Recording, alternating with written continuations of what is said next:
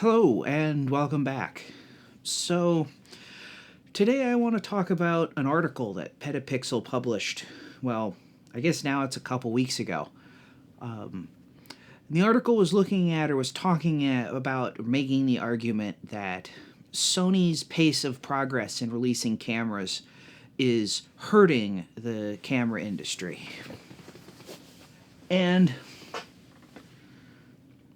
hello and welcome back. In this episode, or today, I want to talk about an article that was published on Petapixel a few weeks ago now. And it was talking about Sony's pace of progress, pace of releasing cameras.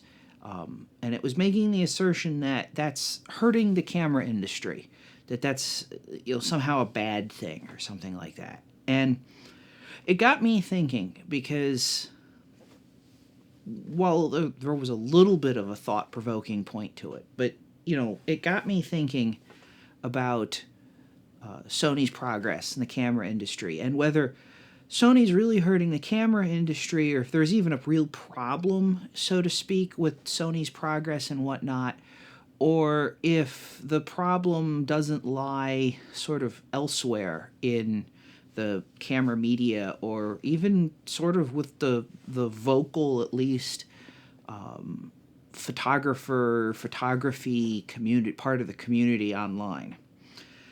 So this article, like I said, is making the assertion that Sony's release pace is too fast and that's a bad thing. And I think the first place you have to start with this is kind of to understand why Sony's doing what they're doing. Their pace of release is a competitive tactic. It's not something that, at least I don't believe, it's something that Sony is going to try and maintain for any, indefinitely, let's just say. Sony's management has stated that their goal is to be the number one interchangeable lens camera company on the market, and that that's what they're working towards. I think they said 2020 or 2021. It's kind of, who knows, or I don't remember, I should say. And so how do they get there? Because if you want to do that, there's an inherent problem with competing on the terms of the established players. They can't do what Canon and Nikon have done or are doing because Canon and Nikon are established, and if Sony came along and did the same thing Canon and Nikon were doing, that would put them, they'd be at a huge competitive disadvantage because they're the newcomer, the new player in the market. So what do? Well, the best strategy, the first strategy that Sony had is they got rid of the whole DSLR thing. And lots of people, I think, like to ascribe this to the realization that DSLRs are dead or dying or dinosaurs or obsolete or, whatever nonsense it is. But I ascribe it to the simple fact that they could compete there because they could redefine the question of where they're competing. Sony wasn't competing against Canon and Nikon and DSLRs. Sony was competing as the only company that made a full-frame mirrorless camera. Until recently, but this is where they started. And by doing that, they redefined the market the game that they were playing in.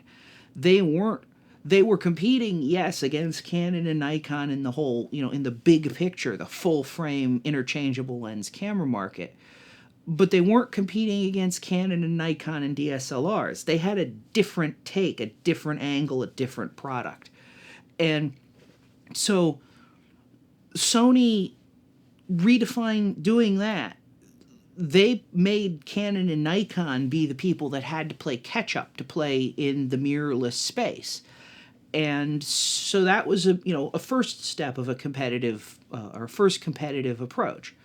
The second competitive approach is their rapid iteration process. And like I said, I don't think this is going to be an indefinite thing. In fact, I'm pretty confident that Sony will, within probably the next 5 years, drop the pace at which they're releasing cameras substantially or significantly to something that's more close to what Canon and Nikon are doing now. But it's a competitive tool. So, and you can see this real easy because you ask yourself the question. Right now, Sony's the underdog. They're the small guy. They're trying to gain market share. But what this means is the vast majority of cameras they're selling aren't going to existing Sony users. They're going to a Canon or Nikon user that's switching to Sony. The percentage of the sales that are going to new or to returning Sony customers is substantially smaller because the market share they're growing their market share, and so rapid releases mean, well, first of all, they're in the news a lot. Every year they're in the news with a new camera coming out, and usually more often than that. Second of all, it means that, and that's a good reason to be in the news. Hey, look, a new cooler, better whiz-bang gizmo is coming out. Second of all, it gives them a competitive edge in terms of product sales. So if you compare, for example, the A7R series and Canon's 5DS, and let's just ignore for a minute that the sensor of the 5DS isn't as good as the Sony sensors or whatever, but let's just say, just for sake of argument, that the two cameras were equally good when they were released 3 or 4 years ago. So you had the A7R, 2, we'll say, could have been the 3, but I think it was the 2, and the 5DS. And they're equal cameras feature-wise.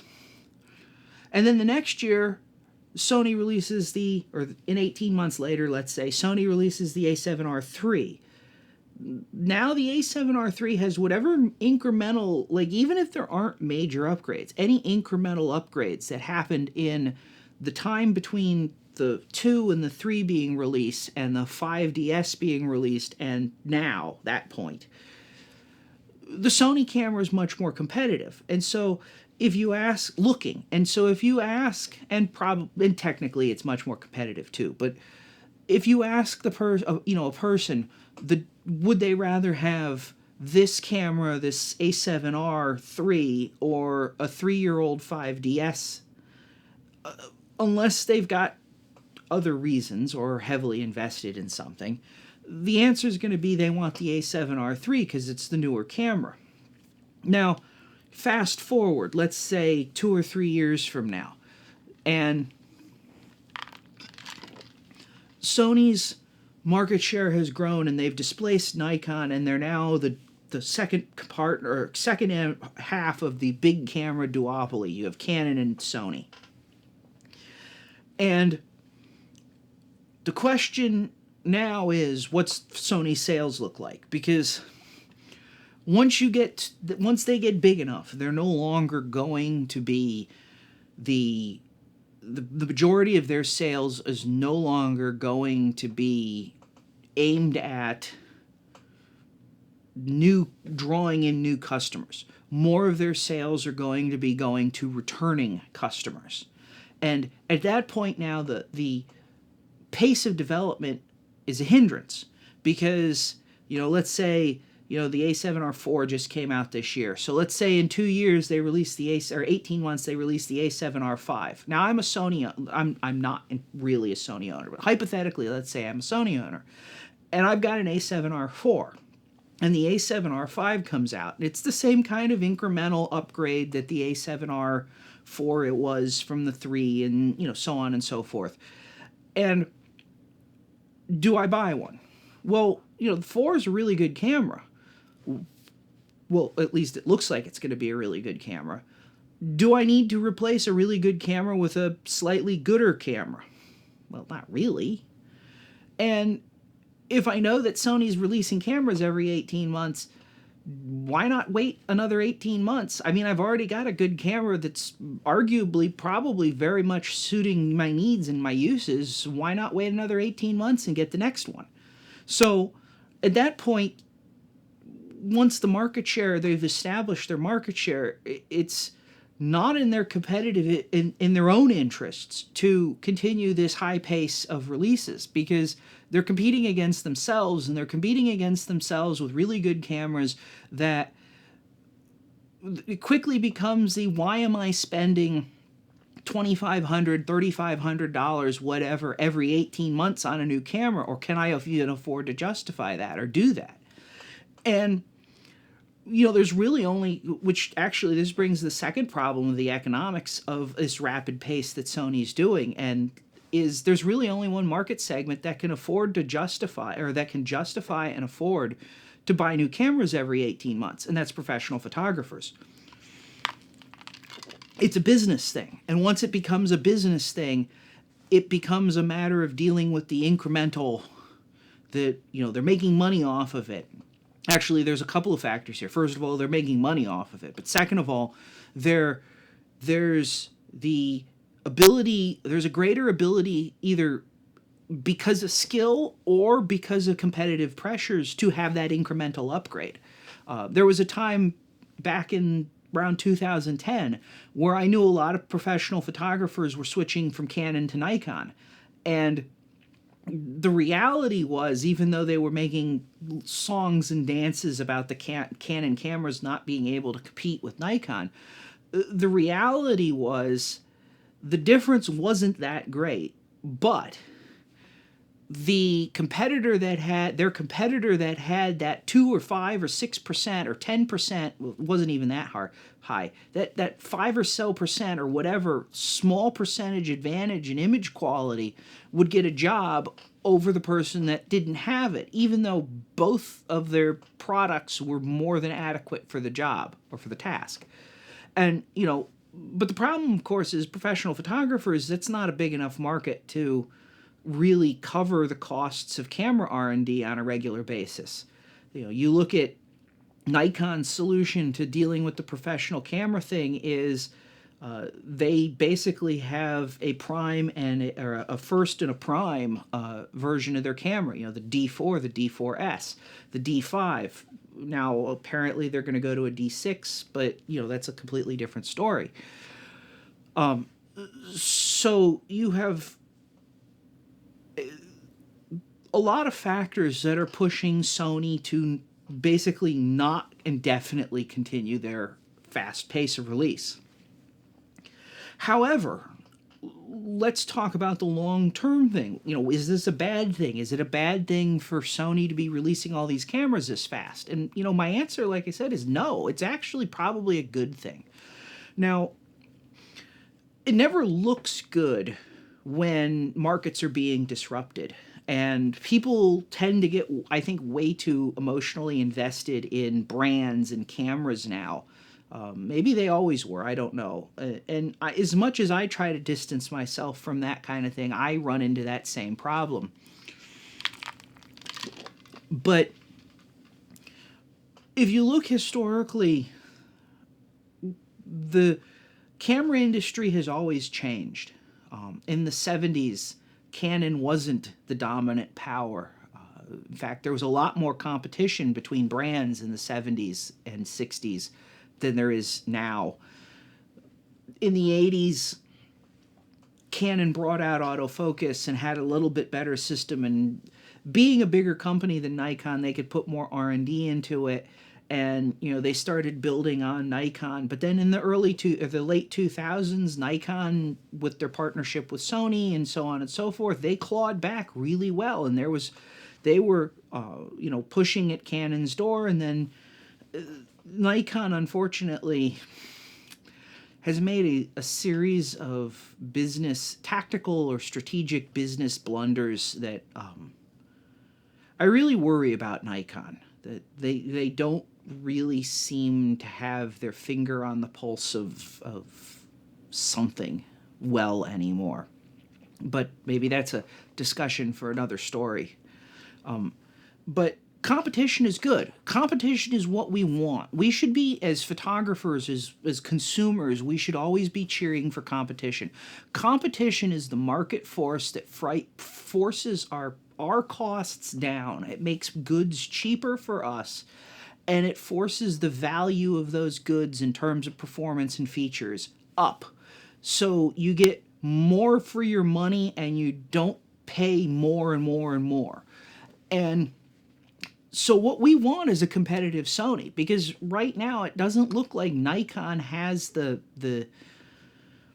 motivation or something to really be that competitor that goes after Canon and holds Canon's feet to the fire and makes Canon, push things. And unfortunately, Panasonic isn't big enough.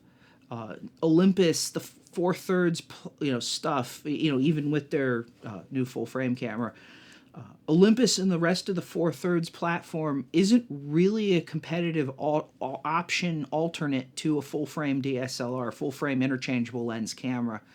And like Fuji's medium format, it's cool, but it's kind of a niche that doesn't quite translate directly. In fact, medium format, even if you could bring the costs down in the manufacturing to the point where it was super economical, the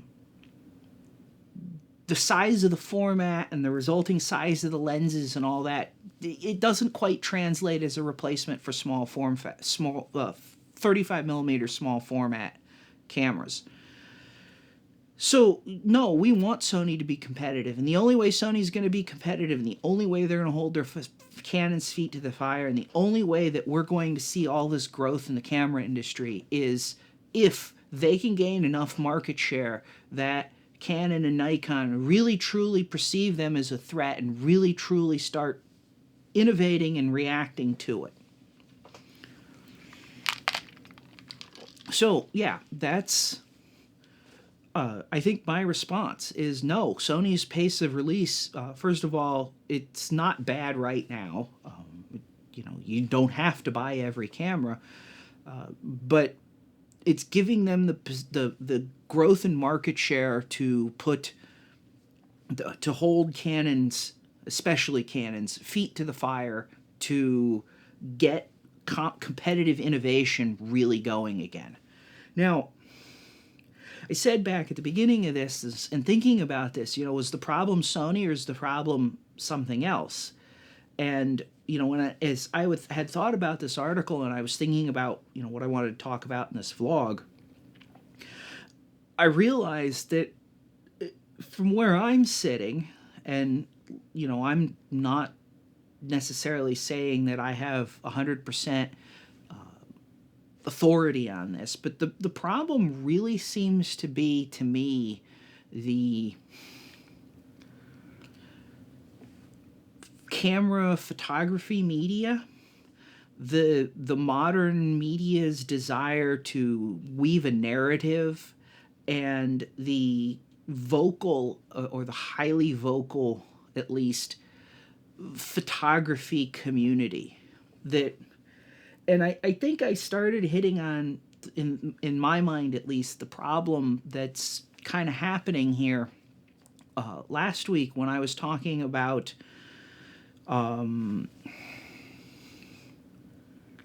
the confidence to say that something I've done creatively is good because I like it and I think it is good, or it looks good to me and therefore it is good. And one of the things that's really frustrated me in like the camera online community discussion area in the last really almost 8 years has been this huge focus on spec, on, first it was, we don't want resolution, and then people understood that resolution wasn't a bad thing to have, so now it's kind of like we want more resolution, and then people got into the whole dynamic range thing, and you had huge online fights about the importance of having X number of stops of dynamic range. And to me, what I'm seeing more than anything in, looking at this and looking at the discussion and looking at the frustration being directed at camera manufacturers for not giving people a better camera is, I think there's a lot of people that when digital photography got relatively inexpensive, jumped into it and decided that they were the, this was their thing in photography. That was what they wanted to do, and they started buying stuff and they started taking pictures. And there's a very famous or infamous graph around about like your perceived quality of your images versus the actual quality of images, and over time. And it kind of goes like, when you first start learning, it spikes really high, and then you realize that you're not really good at all, and then you slowly start getting better in reality. And I think maybe to a certain extent, there's a lot of people that got into photography thinking, like most people do when they look at anything a professional's done, boy, that looks so easy. And they started taking pictures and they started realizing it's not that easy.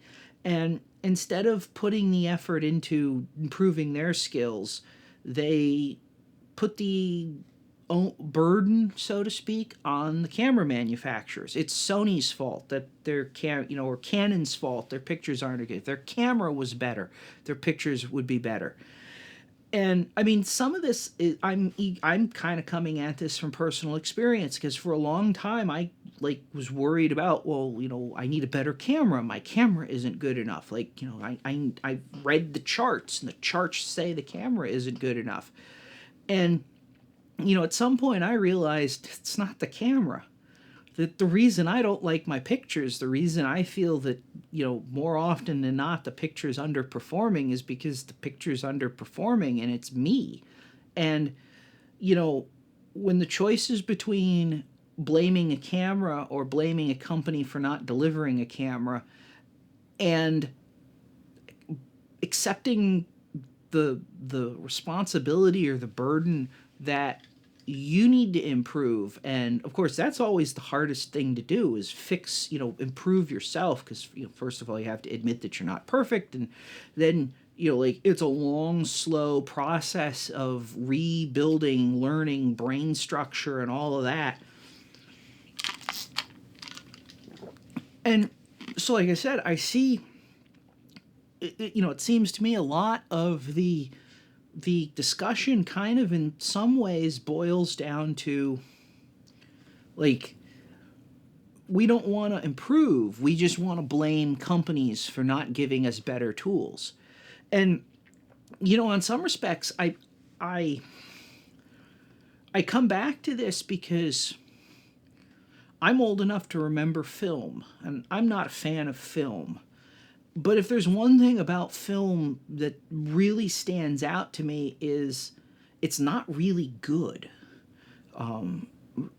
Good color films had resolutions, had a digital equivalent resolution of between like 8 and 20 megapixels. And now we've got digital cameras that are doing 50 and 60 megapixels. And while people like to talk about how film had this tremendous dynamic range, it wasn't accessible. I mean, the information was there, but you would have to spend hours and hours and hours in a dark room trying to extract out the heel and the toe of the dynamic range curve. You couldn't just plug it into Lightroom and swish a slider and recover some shadows. Like, it was an excruciatingly tedious process. And the vast majority of photographers couldn't do it or didn't do it.